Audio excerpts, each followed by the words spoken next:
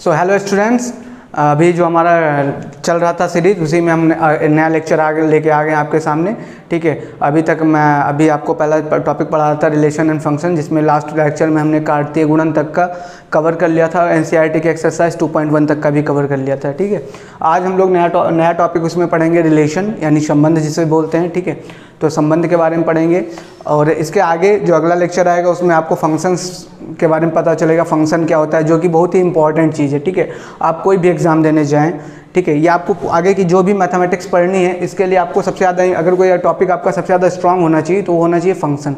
ठीक है, अगर आपका कोई टॉपिक फंक्शन नहीं स्ट्रांग है तो फिर समझ लीजिए आपकी मैथमेटिक्स स्ट्रांग नहीं हो पाएगी। ठीक है, क्योंकि फंक्शन ये जो है ये इतना नहीं कि आपको केवल 11th तक ही सीमित रखना है। ठीक है, जो फंक्शन है ये आपको 12th में भी मिलेगा। 12th में फिर से आपको एक टॉपिक मिलेगा संबंध और फलन करके, जिसमें आप वहाँ पे onto one function, many one function, इन सब चीज़ों के बारे में पढ़ेंगे, इन्वर्स फंक्शन। ठीक है, लेकिन अभी हमको क्या करना, अभी हम बेस बना रहे हैं। ठीक है, अभी हम बिल्डिंग जो बनाने की कोशिश कर रहे हैं उसका अभी हम बेस तैयार करें। ठीक है, तो इसमें आपको खूब ज़्यादा एफर्ट करना है। तो ये जो आज टॉपिक पढ़ेंगे संबंध, ये भी बहुत इंपॉर्टेंट है, क्योंकि संबंध से ही निकल के हमारा फंक्शन आएगा। ठीक है, क्योंकि उसी में संबंध से ही हम क्या करेंगे, फंक्शन की बात करेंगे। ठीक है, तो ये टॉपिक आपके लिए बहुत इंपॉर्टेंट है। हाँ, एक और चीज़ कहना चाह रहा हूँ कि अभी तक 10वीं तक आप लोग पढ़ते थे तो आपने क्या किया, फार्मूला रटे, क्वेश्चन सॉल्व किया, हो गया। फार्मूला रटा, क्वेश्चन सॉल्व किया, हो गया। देखो, क्वेश्चन सॉल्व करना बहुत बड़ी बात नहीं है। ठीक है, क्वेश्चन सॉल्व करना जो है बहुत बड़ी बात नहीं, सबसे बड़ी बात ये कॉन्सेप्ट समझना। ठीक है, कि हुआ कैसे, क्योंकि दोनों में दिक्कत क्या थी पहले ये समझो। अगर तुम केवल क्वेश्चन, तुम्हारा ऐसा है, मतलब वो रहता है एफर्ट कि मुझे क्वेश्चन सॉल्व करने केवल फॉर्मूले देख के, तो बेटा उसमें क्या होगा कि जितने टाइप के क्वेश्चन तुम करोगे ना, जितने टाइप के क्वेश्चन तुमने किए होंगे, उतने ही टाइप के क्वेश्चन में तुम सिमट के रह जाओगे। मेरी बात को समझना, जितने टाइप के क्वेश्चंस तुमने किए होंगे तुम उतने ही टाइप के क्वेश्चंस में सिमट के रह जाओगे। जो नए टाइप के क्वेश्चंस आएंगे जिसमें थोड़ा कॉन्सेप्ट इन्वॉल्व होगा, उन सारे क्वेश्चंस में तुम पीछे रह जाओगे, बाकी लोग तुमसे अच्छा कर लेंगे। ठीक है, तो मैं कोशिश करता हूँ कि सबसे पहले आपको कॉन्सेप्ट बताने की, तो कभी ऐसा मत करना कॉन्सेप्ट वाला वीडियो स्किप कर दो, क्योंकि अगर आप कॉन्सेप्ट स्किप करेंगे तो फिर आपको जो है क्वेश्चन भी समझ में नहीं आएगा। वो आएंगे तो लिमिटेड क्वेश्चन 2 4 6 आएंगे, लेकिन बाकी जो आपको खुद से विवेक लगाना होता है, अपना दिमाग लगा के क्वेश्चन सॉल्व करना होता है, वो आपसे नहीं हो पाएगा। ठीक है, तो आज मैं आपको ये पढ़ाऊंगा और ध्यान रखना कि ये जो मैं कंटेंट आपसे अभी तक तो बेसिक चल रहा था, ये आज भी समझ लो थोड़ा बेसिक ही चलेगा, लेकिन इससे आगे जो कंटेंट आएगा जहाँ से फंक्शन स्टार्ट हो जाएगा, ठीक है, तो मैं यकीन दिलाता हूँ आपको ऐसा कंटेंट प्रोवाइड कराऊंगा कि आप पे करके वैसा कंटेंट नहीं पाएंगे। ठीक है, जो आपको यहाँ पे यूट्यूब पे फ्री में मिल रहा है। ठीक है, और खास करके हिंदी मीडियम वालों के लिए, क्योंकि इंग्लिश वालों के लिए तो बहुत सारी चीज़ें अवेलेबल हैं, इंग्लिश मीडियम के जो बच्चे हैं उनके लिए तो बहुत सारी चीज़ें अवेलेबल है, बट हिंदी वालों के लिए मैं सोचता हूँ कि मैं बेहतर से बेहतर चीज़ें प्रोवाइड करने की कोशिश करूँ। तो अगर आपको मेरा एफर्ट जो मैं डाल रहा हूँ या मैं करने का प्रयास कर रहा हूँ, ठीक है, अगर आपको अच्छा लगे तो मेरे चैनल को सब्सक्राइब जरूर करिए। आपको मैं गारंटी लेता हूँ आपको फ्यूचर में हेल्प करने वाला है। ठीक है, और तो शुरू करते हैं संबंध से, क्योंकि लास्ट लेक्चर तक हमने कार्तीय गुणन पढ़ लिया था। हाँ, तो जैसा नाम ही है संबंध मतलब इंग्लिश में बोले रिलेशनशिप, तो तुम लोग जानते ही हो तगड़े से आजकल हैं। तो अगर आपसे संबंध बोले तो संबंध मतलब कि 2 लोग होंगे कम से कम। अगर संबंध जैसे मैं बात करूं संबंध का, तो कम से कम 2 लोग होंगे, एक दूसरे पे किसी ना किसी तरीके से तो डिपेंडेंट होंगे, तभी संबंध बन पाता है। ठीक है, जैसे तुम मम्मी और पापा, ठीक है, जैसे तुम और तुम्हारे पापा, ठीक है, दोनों के बीच में एक रिलेशन है, एक संबंध है, लेकिन वो संबंध कैसे है, कुछ ना कुछ तो मीडियम है ना उनके बीच, कुछ ना कुछ तो, या तो तुम दोनों एक दूसरे के ऊपर डिपेंड कर रहे हैं। बात ऐसे समझो संबंध को सबसे पहले। ठीक है, एक दिमाग में क्लियर होना चाहिए कि संबंध होता क्या है, मतलब आपको एक पता होना चाहिए, बेसिक सा नॉलेज होना चाहिए। ठीक है, तो हाँ, जो एग्जांपल ले लेते हैं हम, आप अपने मम्मी और पापा, मतलब आपका और आपके पिताजी वाला, तो आपका और पिताजी के बीच में आपका कोई एक रिलेशन है। ठीक है, तो दोनों एक दूसरे पे डिपेंडेंट है, आप किसी ना किसी चीज़ को लेकर उन पे डिपेंडेंट हो और वो किसी ना किसी चीज़ को लेकर आप पे डिपेंडेंट है, यानी आप पे निर्भर हैं। ठीक है, तो ऐसे ही संबंध होता है। 2 वेरिएबल्स जो क्रमित युग्म के 2 प्रथम और द्वितीय घटक होते हैं, वो एक दूसरे पर किसी ना किसी एक विशेष रिलेशन, विशेष मोटिव के कारण क्या होते हैं, डिपेंडेंट होते हैं, उसी को हम संबंध बोलते हैं। अभी आपको समझ में आ जाएगा आगे क्या होने वाला है संबंध में। क्या थोड़ा क्लियर हो रहा है आपको? संबंध का मतलब क्या हुआ कि जैसे 2 आपको क्रमित युग्म जो रहेंगे, क्रमित युग्म के जो पहले और द्वितीय घटक होंगे, वो किसी ना किसी एक बेसिक, किसी ना किसी एक शर्त पे एक दूसरे पे जुड़े होंगे, किसी एक शर्त से एक दूसरे से जुड़े होंगे, यानी एक दूसरे पर निर्भर कर रहे होंगे, उसी को हम रिलेशन बोलते हैं। जो आप मतलब जो आपका रिलेशन नॉर्मल शब्द होता है, उसी से को रिलेट करके आप इसको पढ़ सकते हैं, लेकिन अब इसकी टेक्निकल लैंग्वेज जो मैथमेटिक्स बोलती है उसको देख के पढ़ते हैं एक बार। तो मैथमेटिक्स कहती है कि किसी अरिक्त समुच्चय ए से अरिक्त समुच्चय बी में संबंध जो होता है वो कार्तीय गुणन A क्रॉस B का एक उपसमुच्चय होता है। ठीक है, वो कार्तीय गुणन A क्रॉस B का एक उपसमुच्चय होता है। कार्तीय गुणन आप अच्छे से जानते हैं, मैंने लास्ट लेक्चर में आपको पढ़ाया था। ठीक है, होता है यह उपसमुच्चय A क्रॉस B के क्रमित युग्मों के प्रथम घटक तथा द्वितीय घटक के मध्य संबंध स्थापित करने से प्राप्त होता है। जैसा अभी मैं आपको बताया था कि उनके बीच कोई ना कोई एक संबंध, कोई एक ना एक रिलेशन होता है। ठीक है, इसे R से प्रदर्शित करते हैं। तो जो आपका रिलेशन होता है उसे R से डिनोट करते हैं। फिर से पढ़ते हैं क्या लिखा हुआ है, एक बार डेफिनेशन लाइन बाय लाइन पढ़ के वर्ड टू वर्ड समझने की कोशिश करते हैं। किसी अरिक्त समुच्चय A से, अरिक्त समुच्चय कम से कम ऐसा समुच्चय जिसमें कम से कम एक अवयव तो हो ही। तो पहली चीज, किसी अरिक्त समुच्चय A से अरिक्त समुच्चय B में, अच्छा दोनों समुच्चय आपके पास अरिक्त होने चाहिए, में जो संबंध होता है वो कार्तीय गुणन यानी A क्रॉस B, हमने कार्तीय गुणन तीर खूब चला है भाई साहब, चलाओ ना नैनो से बाण वाला। ठीक है, तो संबंध जो कार्तीय गुणन A क्रॉस B का, ठीक है, कार्तीय गुणन A क्रॉस B का जो हम कार्तीय गुणन निकालते थे उसका एक उपसमुच्चय होता है। एक क्या होता है, उपसमुच्चय, यानी कार्तीय गुणन हमने लास्ट लेक्चर में सीखा था कैसे निकालते हैं। तो जो कार्तीय गुणन आता है उसी का एक उपसमुच्चय, सारे नहीं, कोई कुछ होंगे निर्भर, अभी आगे पढ़ते हैं। उपसमुच्चय होता है, यह उपसमुच्चय A क्रॉस B के क्रमित युग्मों के प्रथम तथा द्वितीय घटक के मध्य संबंध स्थापित करने से प्राप्त होता है। क्या होता है, यह उपसमुच्चय A क्रॉस B क्रमित युग्मों के प्रथम तथा द्वितीय घटक, तो जो आप A क्रॉस B के जो उपसमुच्चय लिखेंगे उनके जो क्रमित युग्म लिखे रहेंगे, ठीक है, उनके प्रथम और द्वितीय घटक के बीच कोई ना कोई एक रिलेशन स्थापित करने से प्राप्त होता है। इसे R से प्रदर्शित करते हैं। ठीक है, अब बस ये सब तो टेक्निकल लैंग्वेज थी, अब मैं तुमको दो तीन चीजें बताता हूँ, बस समझो क्या है कि जो आपका रिलेशन होता है, पहली चीज जो रिलेशन होता है वो एक उपसमुच्चय होता है, किसका, A क्रॉस B का, यानी कार्तीय गुणन का एक उपसमुच्चय होता है। बात खत्म, समझ में आ गई बात। जो आपका क्या होता है, संबंध होता है, रिलेशन होता है, वो क्या होता है, जो कार्टेशियन प्रोडक्ट होता है, कार्तीय गुणन होता है आपका, उसी का एक क्या है, उपसमुच्चय है। इतना आपको क्लियर होना चाहिए। अच्छा, अगर ये उपसमुच्चय है तो एक प्रकार से समुच्चय है, समझ में आ गई बात को समझो। अगर ये उपसमुच्चय यानी अगर ये सबसेट है तो सेट तो है ना भैया, समझ में आ गया। उपसमुच्चय देखो मैंने समुच्चय चैप्टर पढ़ाया नहीं है, ठीक है, लेकिन उपसमुच्चय को लास्ट क्वेश्चन, लास्ट क्लास में एक क्वेश्चन डिस्कस करते हुए क्वेश्चन नंबर 8 मैंने उपसमुच्चय के बारे में आपको थोड़ा सा बताया था। तो समझ में आया कुछ समय ये संबंध आपको। क्या होता है कि आपके पास दो होंगे सेट A और B, दोनों होने चाहिए अरिक्त समुच्चय, समझ में आई बात, कम से कम एक उसमें एक अवयव तो होना चाहिए। उनका जो क्रॉस प्रोडक्ट करेंगे आप, कार्टेशियन प्रोडक्ट करेंगे, वो जितने क्रमित युग्म बनेंगे उन क्रमित युग्मों के प्रथम और द्वितीय घटक के बीच में कोई एक स्पेसिफिक अगर आपको रिलेशन दिया जाएगा तो उससे उस रिलेशन को फॉलो करते हुए जितने घटक आप निकाल के वो उप समुच्चय बनाएंगे वो सारे क्या हो जाएंगे, आपके रिलेशन हो जाएंगे। अब और मैं क्या समझाऊँ उसमें, ठीक है।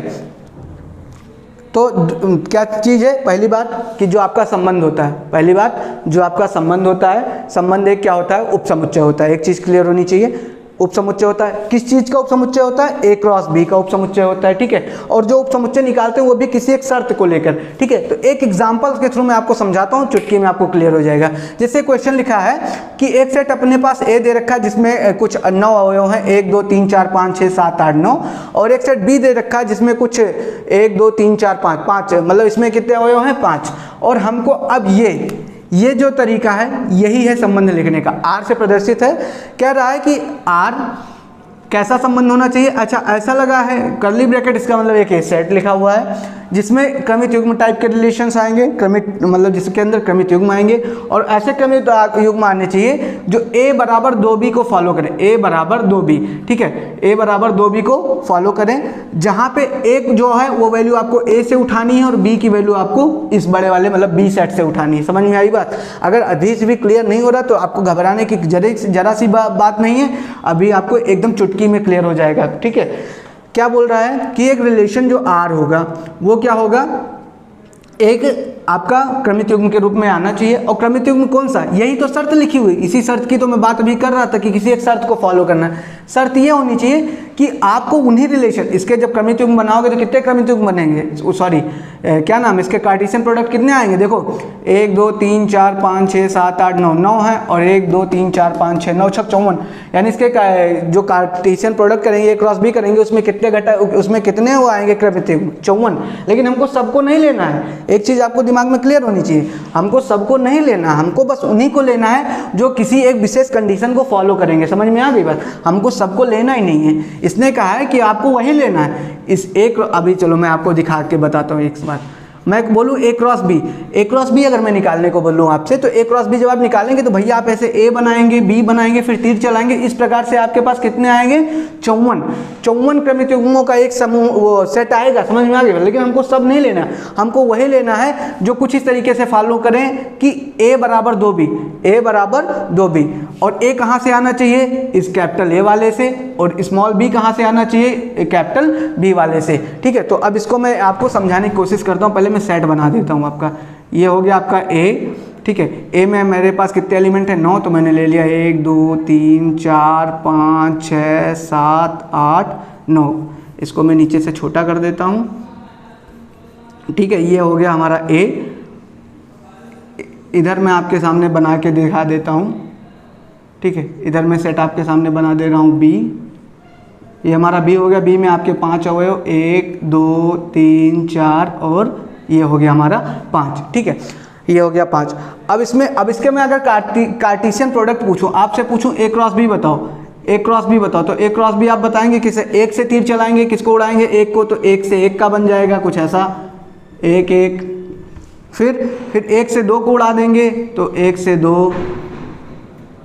फिर 1 से 3, 1 उठाते हैं, इधर निशाना लगाते हैं, तब तक लगाते हैं जब तक सारे न उठ जाएं, तो ये हो जाएगा 1 से 3, फिर 1 से 4, फिर 1 से 5। अब 1 का काम खत्म। अब 2 से उठाएंगे, 2 से किसको उड़ाएंगे? 2 से 1, फिर 2 से 2, फिर 2 से 3, फिर 2 से 4, फिर 2 से 5, फिर 2 से 6, सॉरी 6 है ही नहीं, 5 तक। समझ में आ गया बात? और ऐसे आगे आप लिखते चले जाएंगे। फिर अभी आप 3 को उठाएंगे, 4 को उठाएंगे, 5 को उठाएंगे, और इस प्रकार से आपके पास 54 क्रमिक युग्म, सॉरी इसमें कितने थे? इधर थे 9 और इधर थे 5, 9 5 45, सॉरी 45। ऐसे करके कितने क्रमिक युग्म बनेंगे? 45। तो ये तो हो गया ए क्रॉस बी, ये तो हो गया ए क्रॉस बी। अब इनको सबको नहीं लेना, रिलेशन में क्या लेना है? ये जो आपके पास ए क्रॉस बी आया, यानी जो आपके समुच्चयों का कार्तीय गुणन है, उनमें से उनका एक सबसेट निकालना है, उप समुच्चय निकालना, सारे नहीं लेने। इसमें से कुछ उठा के हमको एक अलग लिख लेना, वही हमारा रिलेशन हो जाएगा। और उसको हम ध्यान से देखेंगे कि वो किसी न किसी एक पैटर्न को फॉलो कर रहा हो। ठीक है, तो अब जैसे इसको क्वेश्चन को देखते हैं। इसमें कह रहा है कि ए बराबर 2b, इस रिलेशन को हमको फॉलो करवाना है। ए बराबर 2b, ए बराबर 2b। ठीक है, ए बराबर 2b होना चाहिए। इस रिलेशन को हमको फॉलो करके ये जितने क्रमिक युग्म बने हैं, इनमें से इस वाले रिलेशन को जो फॉलो कर रहे होंगे, इस वाली शर्त को जो फॉलो कर रहे हैं, वो रिलेशन में आएंगे। अब समझ में आ रहा है आपको? इस वाली शर्त को जितने लोग फॉलो कर रहे होंगे इन क्रमिक युग्मों में से, उन्हीं को उठा के जो हम नीचे एक सेट बनाएंगे, वही हमारा क्या हो जाएगा? रिलेशन हो जाएगा। ए को हमको कहाँ से उठाना है? यहाँ से, और बी को कहाँ से उठाना है? यहाँ से। समझ में आ गई बात? अब ये बराबर 2b, ये बराबर 2b रखने की कोशिश करते। ए से मैं 1 उठाता हूँ, ए से मैं सबसे पहले 1 उठाता हूँ, 1 उठाऊंगा, और बी से मैं किसी एक को उठा लेता हूँ। यहाँ से मैं इसको उठा लूँ तो 2 गुणे b, 1 2 1 कन्नम 2। क्या 1 कभी 2 के बराबर हो सकता है? क्या कभी 1 2 के बराबर हो सकता है? ये नहीं हो सकता। यानी ये रिलेशन तो ये वाला, मतलब ये वाला फॉलो नहीं हो पाएगा। ठीक है, या ऐसे करता हूँ मैं, आपको समझाने कैसे कोशिश करता हूँ। ऐसे देखो, हाँ, तो a बराबर 2b। अब ध्यान से देखो कि इसका दुगना करो, b के किसी अवयव का दुगना करो और a के बराबर हो जाए, वही आपका हो जाएगा। समझ में आ गया? वही इस रिलेशन को फॉलो कर रहा है, क्योंकि हमको a बराबर 2b चाहिए। जब b का दुगना करो तो a के बराबर आना चाहिए, जब b का दुगना करो तब a के बराबर आना चाहिए। ये हमारा b है। इसमें से हम किसका दुगना करें कि a के बराबर हो जाएगा? समझ में आ गया? किसका दुगना करें कि a के बराबर हो जाएगा? a के किसी अवयव के बराबर हो जाए। तो जब मैं एक काम करता हूं, जब मैं इस a का दुगना करता हूं, इस 1 को जब मैं 2 से गुणा करता हूं, तब इस 2 के बराबर हो जाएगा कि नहीं हो जाएगा? समझो, शर्त को मैं फॉलो करने की कोशिश कर रहा हूं, क्योंकि चूंकि b को मुझे यहां से उठाना है, तो मैं 1 को उठाया और 1 को मैंने 2 से गुणा कर दिया। जब मैंने 1 को 2 से गुणा कर दिया तो ये वाला 2 1 कन्नम 2 बन जाएगा। तो ये क्या एक अवयव 2 के बराबर आ गया कि नहीं आ गया? बोलो, समझ में आ रहा है? तो ये कैसा हो गया हमारा? 2,1। ठीक है, अब आप 1 को 2 से गुणा करो तो आगे वाले 2 के बराबर हो जाएगा, यानी जब b को 2 से गुणा करोगे तो a के बराबर हो जाएगा। समझ में आ रही बात? ऐसे करके बनाना है। ठीक है, ओके, फिर अब मैं क्या करूं, इस 2 का दुगना करूं, इस 2 का क्या कर दूं, दुगना, तो मेरा आगे वाला क्या आ जाएगा, 4 आ जाएगा ना। तो अगला मेरा हो गया 4,2। जब मैं 2 को 2 से गुणा करूंगा तो 4 आ जाएगा, ठीक है। अब मैं 3 को देखता हूँ, 3 को मैं जब 2 से गुणा करूंगा तो 3 दूनी कितना हो जाएगा, 6। तो यहाँ से मिल गया मेरे 6 और 3। फिर जब मैं 4 को दुगना करूंगा तो 4 को दुगना करूंगा तो कितना बन जाएगा, 4 दूनी 8। तो ये मेरा हो गया 8 और 4।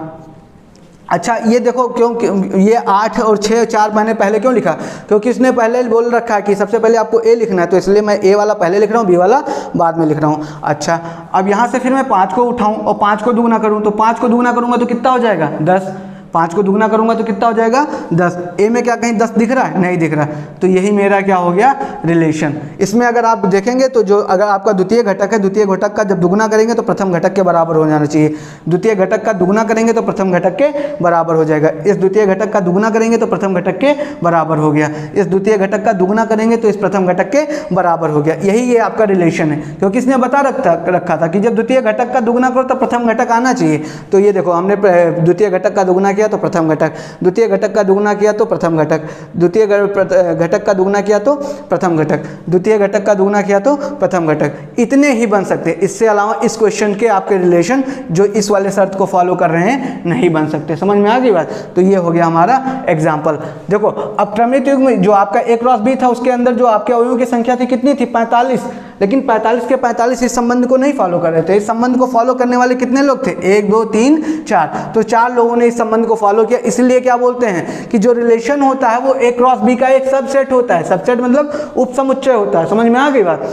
हो सकता है किसी दूसरे को ये लोग फॉलो कर रहे हैं और लोग इसमें से बन जाए, लेकिन इस वाली शर्त को फॉलो करने वाले इसके उपसमुच्चय कितने थे, मतलब इसके क्रमित युग्म कितने थे, यही 4 थे। तो यही 4 हमारे क्या हो गए, रिलेशन हो गए। समझ में आ गई बात। तो क्या क्या क्लियर हुआ आपको। सबसे पहली चीज क्या है कि जो ये आपका संबंध होता है, जो आपका संबंध होता है, संबंध एक प्रकार का उपसमुच्चय है। एक प्रकार का उपसमुच्चय। किसका उपसमुच्चय है, A क्रॉस B का, कार्तीय गुणन का उपसमुच्चय है। और कैसा होता है, इसके प्रथम और द्वितीय घटक के बीच में कोई ना कोई एक क्या होना चाहिए, संबंध। यानी A क्रॉस B के जितने अवयव आएंगे सारे नहीं लेने हमके, जितने क्रमित युग्म आएंगे सारे नहीं लेने, उसमें से कुछ उठाएंगे जिनके प्रथम और द्वितीय घटक के बीच में कुछ एक निश्चित संबंध होगा। ठीक है। तो आगे अगला क्वेश्चन लेके मैं आपको समझाने की कोशिश करता हूं। और इसका मैपिंग डायग्राम इस रिलेशन का कैसा बन जाएगा, 2 और 1, फिर 4 और 2, फिर 6 और 3, फिर 8 और 4। ये हो गया हमारा मैपिंग डायग्राम इस रिलेशन का। समझ में आ गई बात। एरो डायग्राम हमने इसका बना दिया। तो अभी तक कार्तीय गुणन में तो हम केवल तीर चला के एकदम भर देते हैं। अभी कार्तीय गुणन का बना इतनी तीर बन जाती भाई साहब, मैं क्या बताऊं। लेकिन हमको तो रिलेशन बताना था।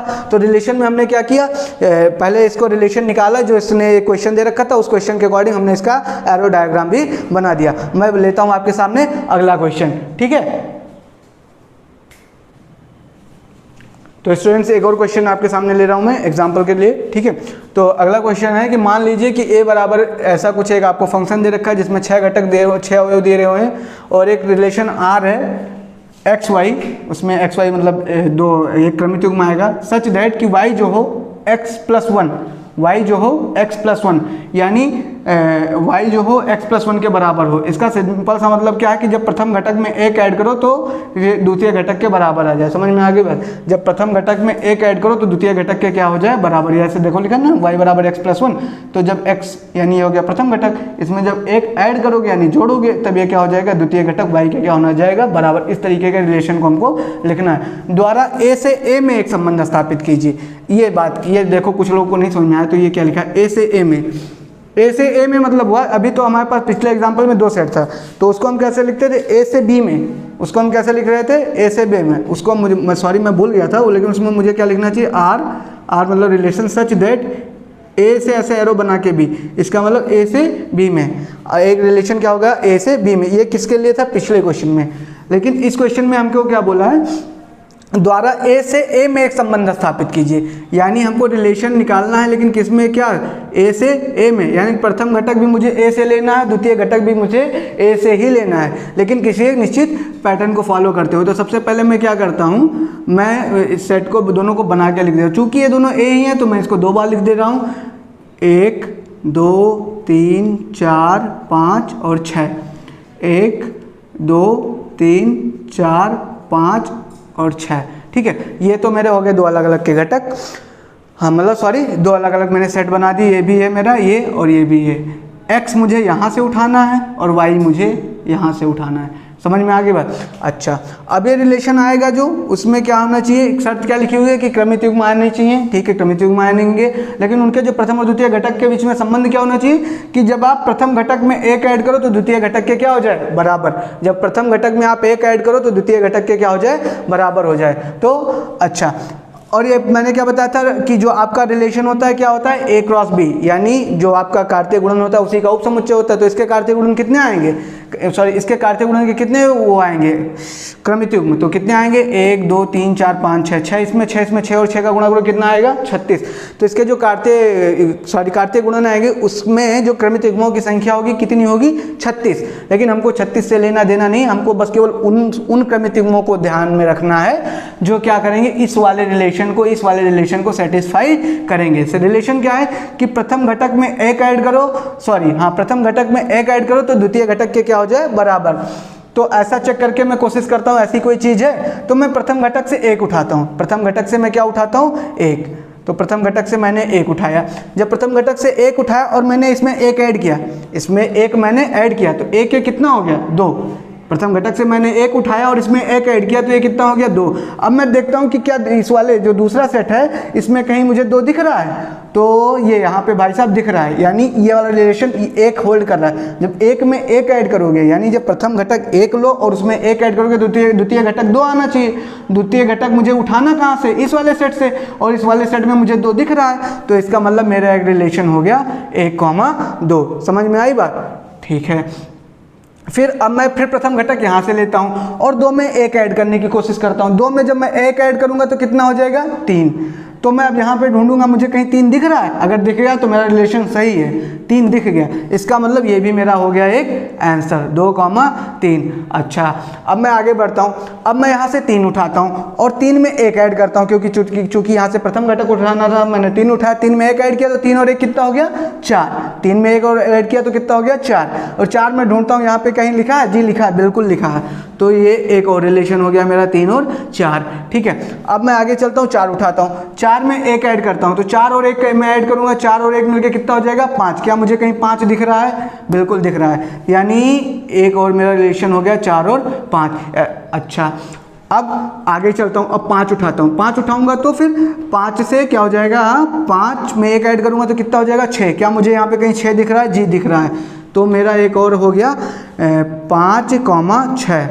अब मैं आगे बढ़ता हूँ, यहाँ पे 6 उठाता हूँ, 6 उठाऊंगा 1 ऐड करूँगा तो कितना हो जाएगा 7। समझ में आ रही बात, 6 उठाऊंगा और 1 ऐड करूँगा तो कितना हो जाएगा 7। क्या कहीं यहाँ पे मुझे 7 दिख रहा है, क्या इस वाले सेट में मुझे कहीं 7 दिख रहा है, नहीं दिख रहा ना, इसका मतलब ये वाला जो है ये इस रिलेशन को फॉलो नहीं कर रहा, 6 वाला जो है इस रिलेशन को फॉलो नहीं कर रहा है। तो इसका मतलब इसके जो रिलेशन में वो आने थे, क्रमित युग्म आने थे, वो कितने आने थे, इतने ही आने थे। समझ में आ गई बात, तो ये हो गया मेरा रिलेशन का आंसर, ठीक है। ये रिलेशन क्या था कि प्रथम घटक में 1 ऐड करो तो द्वितीय घटक के बराबर होना चाहिए। 1 में 1 ऐड किया तो 2 के बराबर, 2 में 1 ऐड किया तो 3 के बराबर, 3 में 1 ऐड किया तो 4 के बराबर, 4 में 1 ऐड किया तो 5 के बराबर, 5 में 1 ऐड किया तो 6 के बराबर, 6 में 1 ऐड किया तो 7 के बराबर, लेकिन 7 यहाँ पे है ही नहीं, तो ये वाला जो अवयव है ये इस संबंध को फॉलो नहीं कर रहा है। तो ये हो गया हमारा आंसर। अब इसका एरो डायग्राम बना देते हैं, क्योंकि हमने 1 से उड़ाया है इस संबंध के लिए 2 को, 2 से उड़ाया है इस संबंध के लिए 3 को, 3 से उड़ाया है इस संबंध से 4 को, 4 से उड़ाया है 5 को, और 5 से उड़ाया है 6 को। समझ में आ गई बात, तो ये हो गया हमारा आंसर, समझे। और ये एरो डायग्राम से हमने कर दिया। क्या अब आपको संबंध क्लियर है, थोड़ा थोड़ा क्या आपको संबंध क्लियर है, ठीक है। तो अब आगे बढ़ते हैं और इसमें कुछ 1-2 नई टर्मिनोलॉजीज आपको ऐड करके मैं बताता हूँ क्या होता है। अब एक नया शब्द आप सुनेंगे, प्रांत। क्या सुनेंगे, प्रांत, ठीक है। किसका प्रांत, रिलेशन का प्रांत। समझ में आ गई बात, अभी हम फंक्शन के प्रांत की बात नहीं कर रहे, किसका प्रांत, रिलेशन, ठीक है। एक शब्द सुनेंगे परिसर, ठीक है, एक सुनेंगे प्रांत, एक सुनेंगे परिसर और एक सुनेंगे सह प्रांत। समझ में आ गई बात। तो इसी क्वेश्चन से मैं सारी चीज़ें आपको बताने की कोशिश करता हूँ। मैं आपको सॉरी वो पूरा डेफिनेशन नहीं लिखवा रहा, केवल आप समझ लो, ठीक है। प्रांत क्या होता है? अच्छा एक चीज़, ऑनलाइन पढ़ने का तरीका क्या होता है, नोट्स भी प्रॉपर लिखते रहें। ये नहीं कि आपने वीडियो देख लिया और उड़ गया दिमाग से, बात खत्म। साथ में आप पॉज कर करके बीच में लिखते भी रहें, ठीक है। तो इस क्वेश्चन को हमने किया और इसी क्वेश्चन से मैं दो तीन मतलब जो आपके टर्मिनोलॉजीज हैं जो बहुत इंपॉर्टेंट है वो समझाने की कोशिश करता हूँ। या मैं क्या करता हूँ, इसको एक बार रफ कर देता हूँ, अगले क्वेश्चन में इसी रिलेशन को लेकर मैं आपको क्या करूँगा, फिर से वो समझाने की कोशिश करूँगा, ठीक है।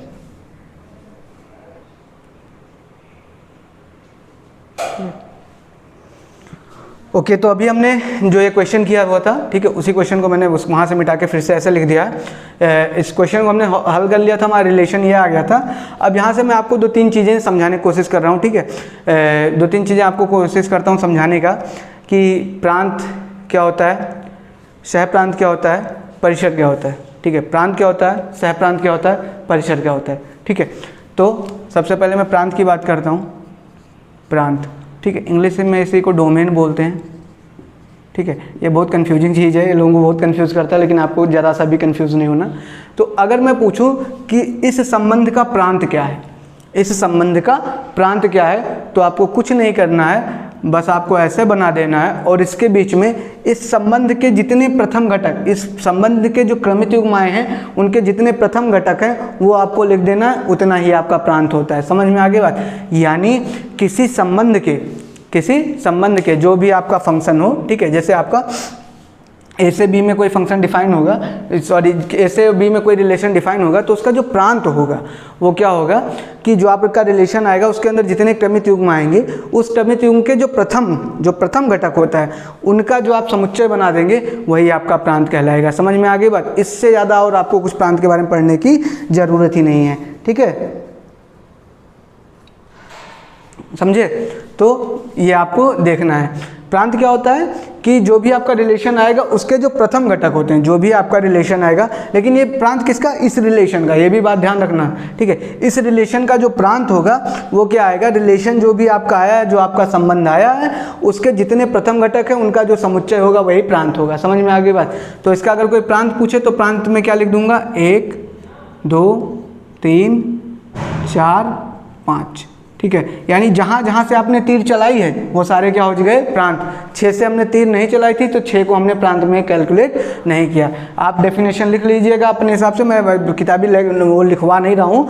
प्रांत क्या होता है कि जो भी आपका रिलेशन आएगा उसके जितने प्रथम घटक होंगे उसके अंदर, रिलेशन के अंदर जो क्रमित युग्म होंगे उनके जितने प्रथम घटक होंगे उनका जो समुच्चय होगा वो क्या हो जाएगा, आपका प्रांत। समझ में आ गई बात।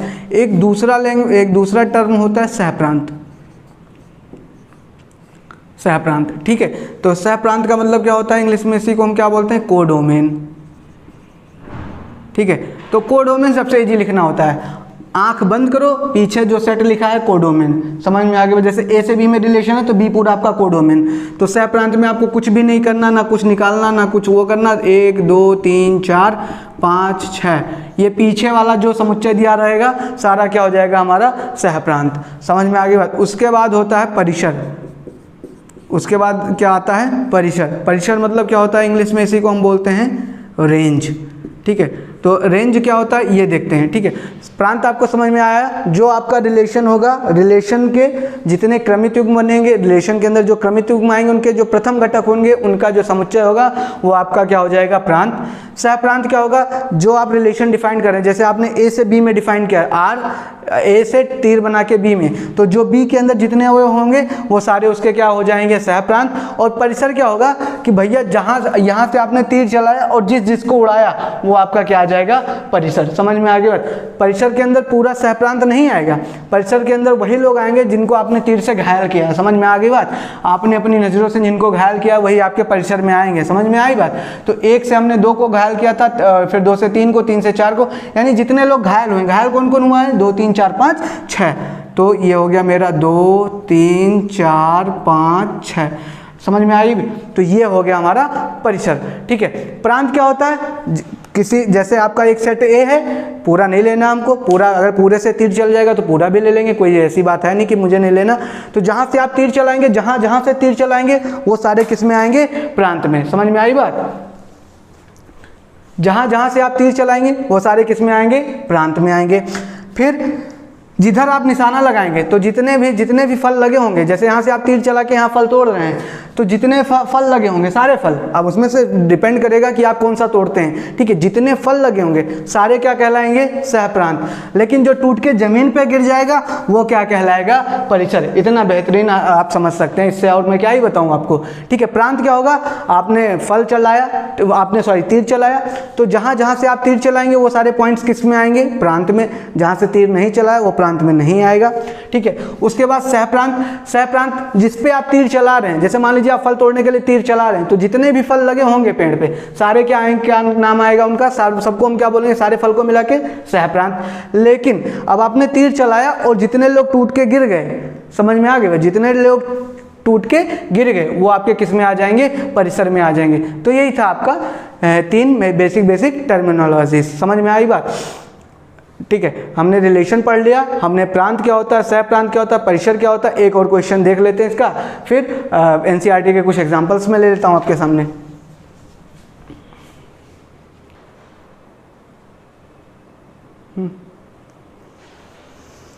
हाँ, तो एक और क्वेश्चन लेता हूं आपके सामने, ठीक है। इसमें मुझे 2 सेट दे रखे हैं, ए से बी। ए दे रखा है जिसमें कितने हुए हैं अपने 5, 7, 9, 11, 13। एक सेट बी दे रखा है जिसमें कुछ ऐसे हुए हैं 3, 4, 5, 6, 7, 8, 9, 10।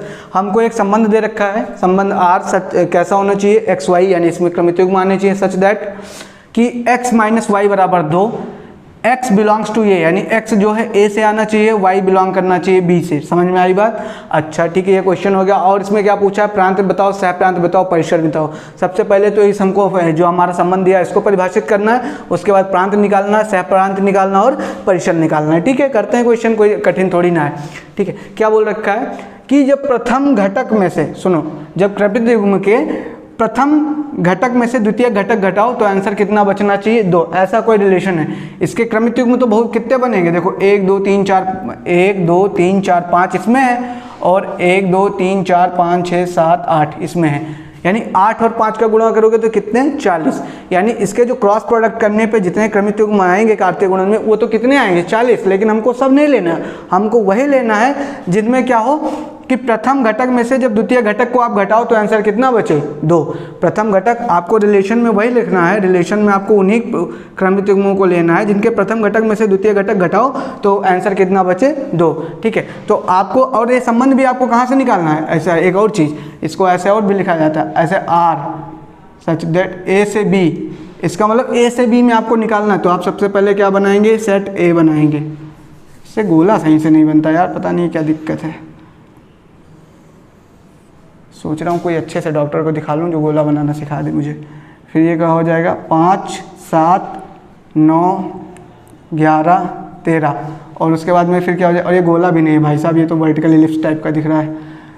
3 4 5 6 7 8 9 10, ठीक है। तो ये हमारा ए है, ये हमारा बी है, और ये जो रिलेशन हमको बनाना है ए से बी में बनाना है। अब इसमें क्या लिखना है कि प्रथम घटक में से द्वितीय घटक घटाओ तो आंसर बचना चाहिए 2, ठीक है। ये जो आर है ये हमसे ऐसा बोल रहा है कि जब प्रथम घटक में से द्वितीय घटक घटाओ तो कितना बचना चाहिए, 2। प्रथम घटक आपको कहाँ से लेना है, ए से, और द्वितीय घटक कहाँ से लेना है, बी से। तो प्रथम घटक से सबसे पहले मैं 5 लेता हूँ, तो जब 5 में से मैं 3 घटाऊंगा तो आंसर कितना आ जाएगा, 2। बिल्कुल सही, इस संबंध को ये एकदम से सेटिस्फाइड कर रहा है। 5 और 3, 5 में से 3 घटाओ, आंसर क्या आ जाएगा, 2। चलो भाई साहब, एक तो हुआ।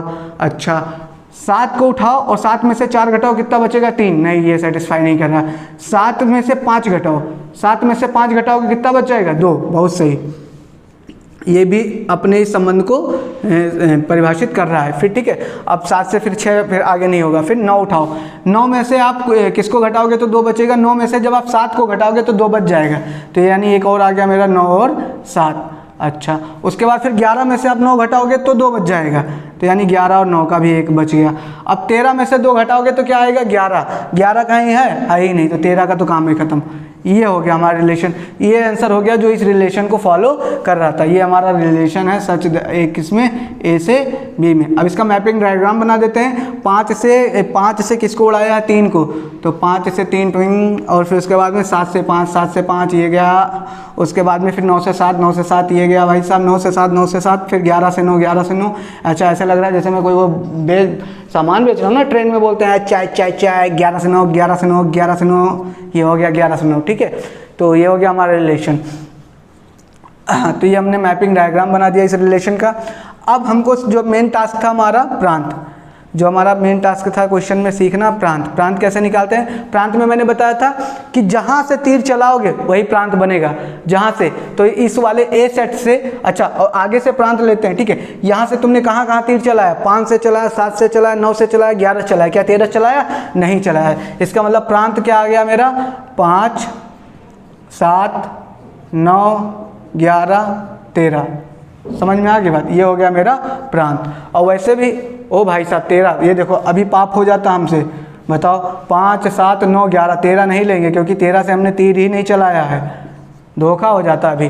तो 5, 7, 9, 11 ये हो गया प्रांत। और वैसे भी क्या बताया था मैंने कि रिलेशन जो भी आप आएगा उसके जो अंदर क्रमिक युग्म लिखे रहेंगे, उसके जो प्रथम घटक होंगे उसका जो समुच्चय लिखोगे वही क्या हो जाएगा, प्रांत। चाहे ऐसे समझो चाहे तीर चलाने वाले समझो। तो ये मेरा रिलेशन, इसके प्रथम घटक क्या है, 5, 7, 9, 11 लिख दिया, खत्म, यही मेरा हो गया प्रांत। अच्छा उसके बाद फिर क्या आता था मेरा सहप्रांत। सहप्रांत को मैंने कैसे बताया था तुमको कि जब भैया जहाँ पे तीर चलाओगे जितने भी फल लगे होंगे सारे क्या होंगे, सहप्रांत। तो जहाँ पे तीर चला, और ऐसे ध्यान रखो जो पीछे वाला समूह जो समुच्चय होता है वही पूरा सहप्रांत होता है, ठीक है। तो मेरा सहप्रांत क्या हो जाएगा, 3, 4, 5, 6, 7, 8, 9, 10। इसमें ना किसी को छोड़ना है, ना किसी से ना क्या बोलते हैं, ना काहू से दोस्ती, ना काहू से बेर, सबको ले आओ। 3, 4, 5, 6, 7, 8, 9 और 10, समझे, इसको रख लिया। अब ये हो गया हमारा सहप्रांत। अब किसको लाते हैं, परिसर।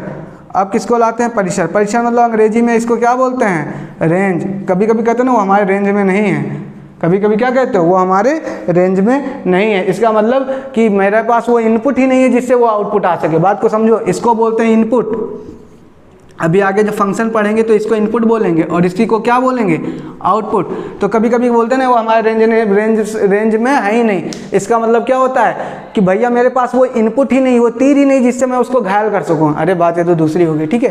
तो वो चीज़, ठीक है। तो ये अभी आगे आप पढ़ेंगे इनपुट आउटपुट, ज़्यादा दिमाग ना लगाएं नहीं तो आप परेशान हो सकते हैं, ठीक है। तो अब रेंज की बात करते हैं। रेंज में मैंने बताया था जो फल टूट के गिरेगा, तुमने तीर चलाया जो फल टूटा, कौन कौन फल टूटा, 3, 5, 7, 9 यही टूटा ना। तो यही मेरा हो गया रेंज, 3, 5, 7, 9, खत्म कहानी, आंसर, समझे। तो प्रांत क्या होता है, जहाँ से तीर चलाओगे। तुम्हारे पास तीर यहाँ मतलब इतने ऑप्शंस थे तीर चलाने के लिए, तुमने 13 को छोड़ के और सब जहाँ से तीर चला तो सारे क्या हो जाएंगे आपके प्रांत। जिस और जो पूरा जहाँ पे तीर चला रहे हो वहाँ पे जितने भी फल लगे हुए थे, ठीक है। अब तुम फल समझो या तुम किसके ऊपर तीर चला रहे हो, तुम्हारी मर्जी। तो वहाँ पे जितने भी लोग होंगे, समझ रहे हो, तो वो सारे क्या हो जाएंगे भैया, सहप्रांत। लेकिन तुमने तीर चला के जिसको घायल कर दिया ना, वो क्या हो जाएगा आपका परिसर, समझे। अब घायल कर दो, फल तोड़ो, अपने अपने हिसाब से देख लेना, एडजस्ट कर लेना एग्जाम्पल में। तो ये हो गया हमारा क्वेश्चन, कोई दिक्कत, ठीक है। अब आगे एनसीईआरटी के एग्जाम्पल से मैं देखता हूँ, कोशिश करता हूँ उसमें से 2, 4, 6 जो मुझे लगता है कि हाँ ये मुझे लेने चाहिए, मैं ले लेता हूँ। बाकी अभी आप इतने कॉन्सेप्ट्स को यूज़ करके आप पूरा जो आपका एनसीईआरटी 2.2 एक्सरसाइज है वो आप कर सकते हैं। Now you are free to, ठीक है। तो अभी मैं कुछ क्वेश्चंस आपके सामने लेने की कोशिश कर रहा हूँ। अच्छा ये बताओ, ओवरऑल समझ में आया ना कि परिसर क्या होता है, सॉरी संबंध क्या होता है। संबंध क्या होता है, प्रथम जो आपका जो कार्तीय गुणन होता है उसका एक उपसमुच्चय होता है।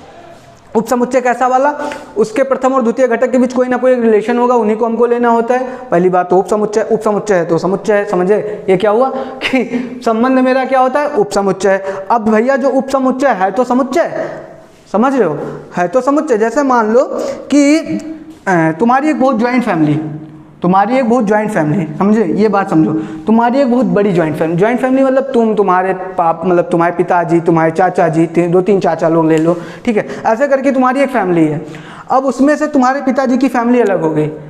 मेरी बात को समझो, एक फैमिली है, ठीक है, उसमें क्या है, तुम्हारे पापा हैं, फिर C1 मतलब चाचा 1, फिर C2 मतलब चाचा 2, फिर C3 मतलब चाचा 3। अब P1 है, पापा 1 है तो मम्मी 1, समझ रहे हो। C1 मतलब चाची 1 तो चाचा 1 तो चाची 2 भी रहेंगी, ऐसे करके ये मतलब ये तो मैंने मेन मेंबर्स का नाम लिख दिया, ठीक है। तो ये आपका एक परिवार है, यानी मैं क्या बोलूँगा गणित वाला होके, ये क्या है, सेट है, ठीक है, कोई बात नहीं भैया। अब मैं क्या करता हूँ, इसमें से तुम्हारे मतलब P1 नहीं, चाचा की फैमिली को अलग कर देता हूँ थोड़ी देर के लिए। मैंने C1 और C2 को अलग करके एक साथ में लिख दिया, ठीक है। तो अब देखो ये उप समुच्चय समुच्चय क्या क्या कहानी होती। ये क्या था, समुच्चय, ये क्या बन गया, उप समुच्चय। क्यों, क्योंकि इस समुच्चय के अवयवों से हमने इसको बनाया, समझ में आ गई बात। ये था समुच्चय, ये बन गया उप समुच्चय, ठीक है। लेकिन उप समुच्चय तो है ये, लेकिन अगर कोई तीसरा पर्सन देखेगा वो तो क्या बोलेगा, ये भी क्या लिखा हुआ है, समुच्चय। देखो कैसे, ये भी एक फैमिली थी, ये भी एक फैमिली थी, फैमिली में कई छोटी छोटी फैमिलियाँ थी। अब उसमें से छोटी छोटी फैमिली जो तुमने अलग कर ली, तो उसको अब ये तो नहीं बोलोगे इंडिविजुअल परिवार हो, वो इंडिविजुअल लोग हैं, वो भी तो फैमिली ही रहेगी, तब भी तो फैमिली ही रहेगी। समझ रहे हो मैं क्या कहना चाह रहा हूँ। पहले भी ये क्या थी, फैमिलियों की छोटे छोटे मतलब एक फैमिली बड़ी सी थी, उस बड़े फैमिली में छोटी छोटी फैमिली थी, तुम्हारे पापा की फैमिली, तुम्हारी मम्मी, तुम्हारे चाचा की फैमिली, तुम्हारे दूसरे चाचा की फैमिली। अब उसमें से क्या कर दिया तुमने, दो चाचा की फैमिली को अलग करके एक नई फैमिली बना दी। तो जो नई बनाई वो भी एक प्रकार से है तो फैमिली ही ना, समझ रहे हो बात को।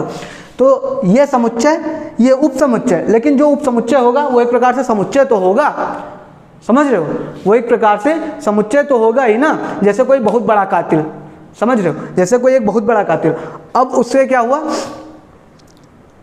एक उससे छोटा कातिल है, ठीक है, उसी परिवार का है, एक बहुत बड़ा कातिल परिवार, उसी में से एक छोटा कातिल हमने हटा लिया। तो जो छोटा कातिल वो बड़ा कातिल से बड़ा कातिल वाले परिवार से निकल के आया है, इसका मतलब क्या है, वो उस परिवार का उपसमुच्चय। अब भले उपसमुच्चय लेकिन है तो कातिल ये भी, तो इसका भी नाम हम क्या रखेंगे, कातिल। तो ऐसे समझो, छोटे छोटे ऐसे मतलब फनी एग्जांपल्स हैं जिससे आपको रिलेट करने में थोड़ा आसानी हो जाएगी। आगे एक्सरसाइज के क्वेश्चंस लेते हैं।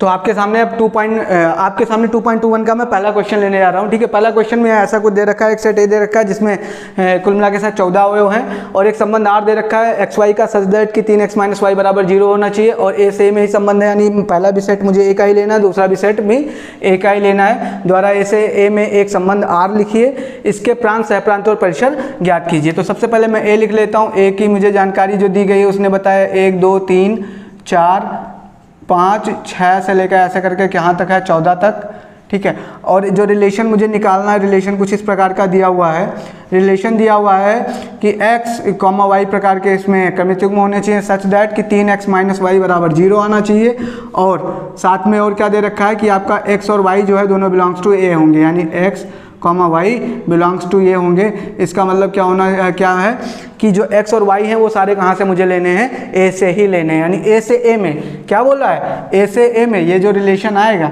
ये जो रिलेशन आएगा r, ये किस तरीके से, a से a में, मतलब a से तीर चलाना है, a पर ही तीर चलाना है। पहला भी सेट a रहेगा, दूसरा भी सेट a रहेगा, वही कौरव पांडव वाला, इधर भी अपने उधर भी अपने। अर्जुन मारे तो मारे किसको, लेकिन हमको तो क्या करना है, मारना है, ठीक है। तो सबसे पहले हम क्या करते हैं, सेट बनाते हैं। ये हमारा हो गया एक सेट, इधर मैंने बना दिया दूसरा सेट, इसका नाम रखा है ए, इसका भी नाम रखा है ए, क्योंकि दोनों हमारे पास सेम ही एक ही मटेरियल है, अंबुजा सीमेंट का, ठीक है। तो इसमें मैं सबसे पहले इसके अवयवों की संख्या लिखने की कोशिश करता हूँ। तो मैंने इसको लिखा 1 2 3 4 5 6 7, ठीक है, और 8 इधर से लिख दिया मैंने, 9 10 11 12 13 14 15। यहाँ मैंने लिखा 1 2 3 4 5 6 7 8 9 10 11 12 13 14, सॉरी यहाँ 15 नहीं था, 14 ही तक था, ठीक है। तो ये हमने दोनों सेट ए लिख दिया। अब मैं इस रिलेशन पे आता हूँ। रिलेशन पे यहाँ गौर करो, क्या लिखा हुआ है कि आपका एक आर आना चाहिए, आर में क्रमित युग्म आएंगे, अभी लेके आते हैं, लेकिन उस क्रमित जो युग्म आएंगे जो कौन सा रूल फॉलो करेंगे, ये 3x - y = 0, 3x - y = 0। इसका मतलब हो गया, इधर इसको उधर मैं उधर ले जाऊँ तो 3x = y। इसका मतलब क्या हुआ कि प्रथम घटक का 3 गुना करो तो द्वितीय घटक आना चाहिए, यानी जो प्रथम घटक होगा उसका 3 गुना करो तो द्वितीय घटक आना चाहिए। और प्रथम घटक आपको कहाँ से उठाना है, आगे से। तो यहाँ से मैं 1 उठाता हूँ, इसका 3 गुना करता हूँ, 1 उठाऊंगा और 3 गुना करूंगा, तो 1 का 3 से गुणा करोगे तो 3, यहाँ पे कहीं 3 दिख रहा है, दिख रहा है, तो 1 से हमने 3 को उड़ा दिया, तो पहला ही हमारा हो गया रिलेशन 1 और 3 का जो इसको फॉलो कर रहा है। फिर 2 से 2 का 3 गुना करोगे कितना आएगा 6, कहीं 6 दिख रहा है, ये दिख रहा है भाई साहब, 2 से हमने 6 को उड़ा दिया। फिर आगे 3 का 3 गुना करोगे तो कितना आएगा 9, अरे बहुत सही, ये दिख रहा है 3 और 3 का, यानी ये हो गया 3 और 9। फिर आगे चलोगे 4 का 3 गुना करोगे तो 4 3 कितना हो जाएगा 12 भाई साहब, 12 भाई साहब, इनके यहाँ तीर कैसे पहुँचाया जाए, यहाँ से, तो ये हो गया मेरा 4 से और 12, ठीक है। अब 5 से करोगे, 5 से आएगा 15 टाइप का कुछ मटेरियल ही नहीं, खत्म कहानी, हो गया आंसर, यही आ गया रिलेशन। अब आपसे पूछेगा कि क्या निकालो, प्रांत, आपसे क्या पूछा है, प्रांत। प्रांत क्या होता है कि रिलेशन के जो भी आप संबंध लिखते हैं उसके जो क्रमिक युग्मों के प्रथम घटक होते हैं उनका जो समुच्चय होता है वही आपका प्रांत होता है। और वैसे अगर इस तीर वाले कंसेप्ट से देख लें तो जहाँ से बैठ के तीर चलाते हो वही तुम्हारा प्रांत। तो तुमने कहाँ से तीर चला है, 1 से 2 से 3 से 4 से, तो प्रांत में क्या आ जाएगा 1 2 3 4, ठीक है। फिर आ जाएगा सहप्रांत। सहप्रांत में तो आंख बंद करके पीछे वाला लिख देना होता है, जहाँ तीर चला रहे हो जितने भी लोग हैं उनसे मतलब ही नहीं, कौन मरा कौन नहीं मरा हमसे नहीं मतलब, सारे सहप्रांत। तो सहप्रांत में हो जाएगा 1 2 3, ये 3 क्या, ये लंबू टाइप का बन गया, 3 4 5 6 डॉट डॉट डॉट, कहाँ तक भैया 14 तक। अच्छा, अब इसके बाद फिर एक आता है परिसर, एक आता है परिसर। परिसर में क्या क्या आएगा, जितने लोग आपकी तीर से घायल होंगे, जितने लोग तीर से आपकी घायल होंगे, यानी जो आपका रिलेशन है उसका जो द्वितीय क्रमिक युग्मों के द्वितीय घटक, तो कौन कौन है 3 6 9 और 12। तो परिसर में हो गया आपके 3 6 9 12। और यहाँ से देखें तो जहाँ आपने घायल किया था 1 से 3 को, 2 से 6 को, 3 से 9 को, 4 से 12 को, यानी घायल कौन हुआ 3 6 9 और 12। ये हो गया मेरा रिलेशन, ये हो गया मेरा आंसर। आगे बढ़ते हैं, ठीक है। तो अगला क्वेश्चन लेते हैं 2.2 का, ठीक है। दूसरा क्वेश्चन, प्राकृतिक संख्याओं के एक समुच्चय पर, ठीक है, कोई प्राकृतिक संख्याओं का एक समुच्चय है, कुछ इस तरीके से परिभाषित है, R x y such that y is equal to x plus 5, x संख्या 4 से कम एक प्राकृतिक संख्या है और x y belongs to natural number है, तो द्वारा एक संबंध आर परिभाषित कीजिए। इस संबंध को रोस्टर रूप में, इसके प्रांत और परिसर, इस संबंध को रोस्टर रूप में लिखिए तथा इसके प्रांत और परिसर लिखिए, ठीक है। सबसे पहले अब इसमें देखो हमको कोई सेट वेट नहीं दे रखा गया, बस हमको कोई छोटा सा इन्फॉर्मेशन दे रखा गया, उसी को देख के हमको बनाना। हमको आर कुछ हमसे निकलवाना चाह रहा है, आर हमसे निकलवाना चाह रहा है जिसमें एक्स वाई करके ऐसे क्रमित युग्म हो सच दैट कि वाई बराबर एक्स प्लस 5, वाई बराबर एक्स प्लस 5, ठीक है। और एक्स संख्या 4 से कम हो, या इसको मैं ऐसे लिख सकता हूँ एक्स लेस देन 4, और कम एक प्राकृतिक संख्या है, और एक्स और वाई जो है वो बिलोंग्स टू क्या है, नेचुरल नंबर है, ठीक है। इसको मैंने छोटा करके लिख दिया कुछ इस तरीके से कि कुछ ये हमको दे रखा है एक्स वाई करके आना चाहिए जिसमें वाई बराबर एक्स प्लस 5, एक्स जो है वो 4 से छोटी वैल्यू लेना है और एक्स को देख के मुझे वाई निकालना है, ठीक है। और x y belongs to natural number मतलब प्राकृतिक संख्या। प्राकृतिक संख्या कैसे, 1 2 3 4 5, ठीक है। 0 से पूर्ण होती है, 1 से क्या होती है, प्राकृतिक। अब मैं देखता हूँ, ठीक है। अब सबसे पहले मैं देखता हूँ मेरे पास इनपुट है क्या, जो मेरे पास जो मैं सेट यहाँ ए बनाता था जिससे मैं तीर चलाता था, इस तीर में यहाँ पे मेरे पास ऑप्शंस हैं क्या। तो यहाँ पे हम देखो क्या बोला है कि जो, अब इसको रिलेशन को मैं ऐसे इधर लिखता हूँ क्योंकि मेरा काम है इसको एक बार ऐसे डीप में देखना। वाई बराबर एक्स प्लस 5, इसका मतलब क्या हुआ कि जब आप क्या करेंगे, प्रथम घटक में 5 जोड़ेंगे, प्रथम घटक में 5 जोड़ेंगे तब आपका द्वितीय घटक आना चाहिए। अब इसमें अभी हमको हमारे पास द्वितीय घटक के लिए कोई तो सेट दे रखा नहीं है, वो हम अपनी तरफ से बना के लिखेंगे, ठीक है। तो ये मैंने एक गोला इधर बना दिया, एक गोला इधर बना दिया, इसमें मेरा प्रथम घटक के लिए बनाया, इसमें मैंने द्वितीय घटक के लिए बनाया। अब मैं देखता हूँ मेरे पास प्रथम घटक लेने के क्या क्या चीज़ें हैं। देखो पहले तो होता था इसमें से हम सेलेक्ट करके लेते थे, इस बार हमको यहाँ से पता लगाना कि प्रथम घटक में क्या क्या ले सकता हूँ, ठीक है। तो x लेस देन 4, इसका मतलब x लेस देन 4, मुझे 4 से छोटी प्राकृतिक संख्याएं लेनी है। x यानी प्रथम घटक के यहाँ पे मुझे क्या लेना है, 4 से छोटी प्राकृतिक संख्याएं। तो 4 से छोटी प्राकृतिक संख्याएं मैं क्या ले सकता हूँ, 1 2 3, 4 नहीं लगी लेना क्योंकि यहाँ पे बराबर नहीं लगा हुआ। तो सबसे पहले मैंने क्या लिया, 1 2 3, ये मैंने लिख दिया। समझ में आ गई बात। इस बार मुझे इनपुट इस बार सेट करके दे नहीं रखा था, उसने सेट में नहीं दे रखा था, इनपुट मुझे सोचना था क्योंकि उसने बोला x क्या होना चाहिए, जो प्रथम घटक होना चाहिए लेस देन 4। द्वितीय घटक मेरा प्रथम घटक से आएगा, यानी मेन खेला तो किसका हो बे, प्रथम घटक का। तो हमने प्रथम घटक लिख लिया। अब प्रथम घटक पे मेरे पास कितने ऑप्शन हैं? 3। अब ठीक है, अब द्वितीय घटक में लिखने की कोशिश करता हूँ। द्वितीय घटक कैसे आएगा कि जब प्रथम घटक में 5 ऐड करो, तो प्रथम घटक मैंने 1 लिया और 1 में 5 ऐड करूंगा तो द्वितीय घटक मेरा y क्या बन जाएगा? 6। चूंकि x यहाँ से आ रहा है, y यहाँ से आ रहा है, x की वैल्यू तो मेरे पास मिल गई, y यहाँ पे मुझे लिखना है। तो जब x की वैल्यू मैं 1 लूंगा तो 5 और 1 मिलके कितना हो जाएगा? 6। तो यहाँ पे मेरा आ गया 6। अब मैं x की वैल्यू जब 2 लूंगा तो 5 और 2 मिलके y कितना हो जाएगा? 7। ये हो गया 7। x की वैल्यू मैं 3 लूंगा तो 5 और 3 मिलके कितना हो गया? 8। समझ में आ गई बात? ये मेरे पास कुछ और था ही नहीं, इसी इन्फॉर्मेशन के बेसिस पे मैंने बना दिया। ठीक है, तो 1 से 6, 2 से 7, 3 से 8। इसने बोला रोस्टर रूप, इसने क्या बोला है? रोस्टर।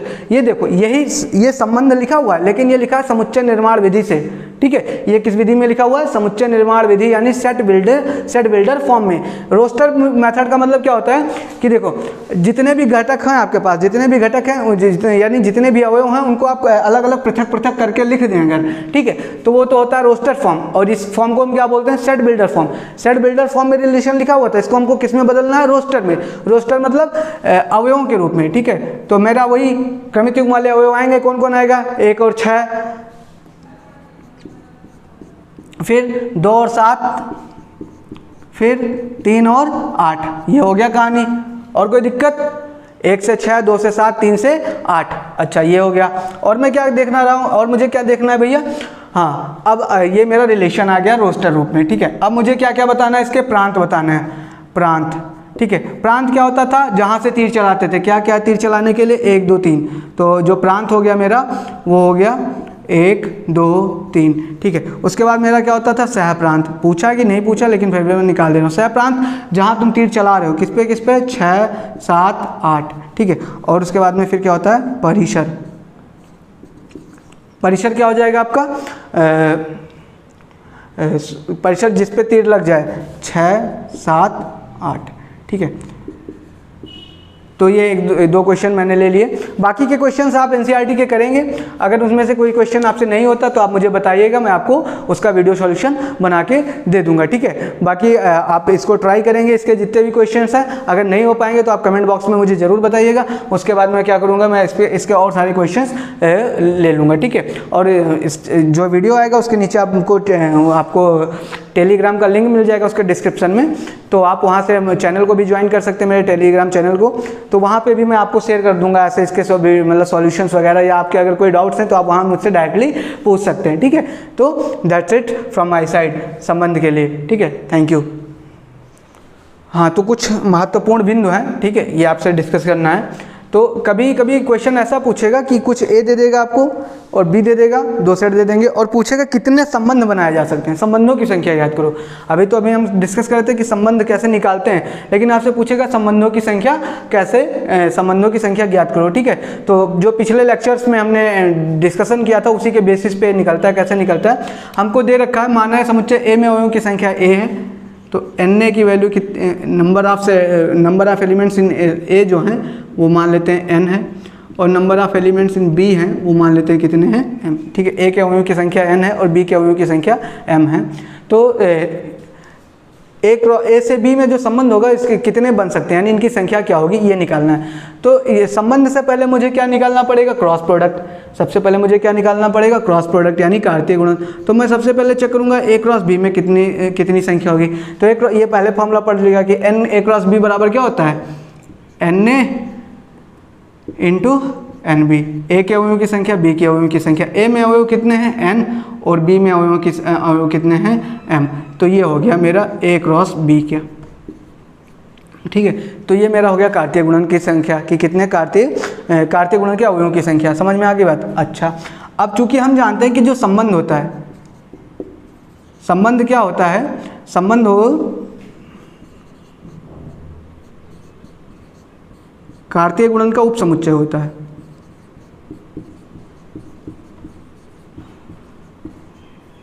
संबंध जो होता है वो कार्तीय गुणन का उपसमुच्चय होता है। ठीक है, तो अब उपसमुच्चयों की संख्या कैसे भी निकालते हैं? ठीक है, उपसमुच्चयों की संख्या कैसे निकालते हैं? उपसमुच्चय लास्ट लेक्चर में भी मैंने बताया था, इसमें भी बता रहा हूँ। उपसमुच्चयों की संख्या निकालते हैं कैसे हैं? उपसमुच्चयों की संख्या होती है 2 की पावर समुच्चय में जितने अवयव हैं, तो इस समुच्चय में कितने अवयव हैं m इंटू n, तो उपसमुच्चयों की संख्या कितनी होगी 2 की पावर m इंटू n। और यही जो उपसमुच्चय है इसी का नाम तो क्या हमारा संबंध, चाहे उसको उपसमुच्चय बोलो या क्या बोलो संबंध बोलो, ठीक है। तो संबंधों की संख्या क्या हो जाएगी,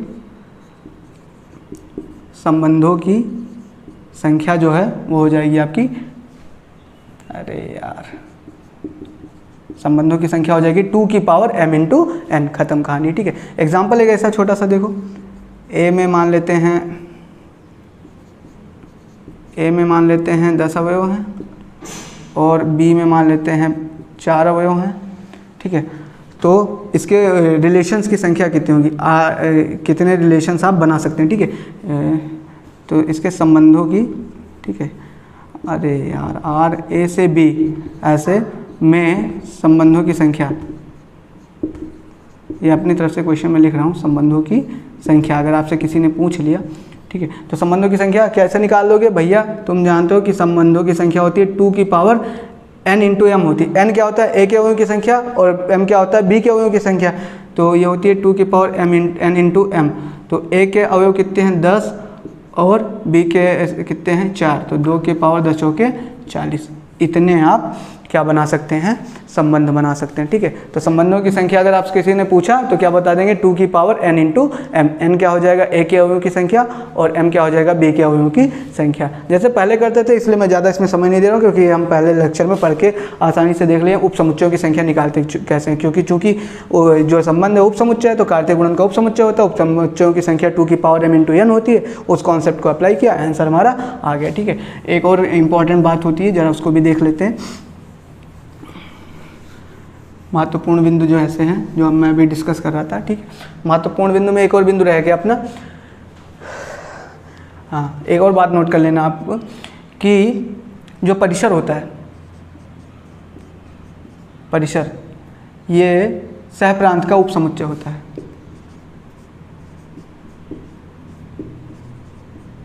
कोई पूछ ले तो बता ले जाना आप, इसलिए मैं बता रहा हूँ, उपसमुच्चय होता है, ठीक है। तो ये दूसरी बात थी, इसको भी आप नोट कर लेंगे, यही इंपॉर्टेंट टॉपिक्स थे, तो महत्वपूर्ण जानकारी आपको देनी थी, ठीक है। फिर थैंक यू।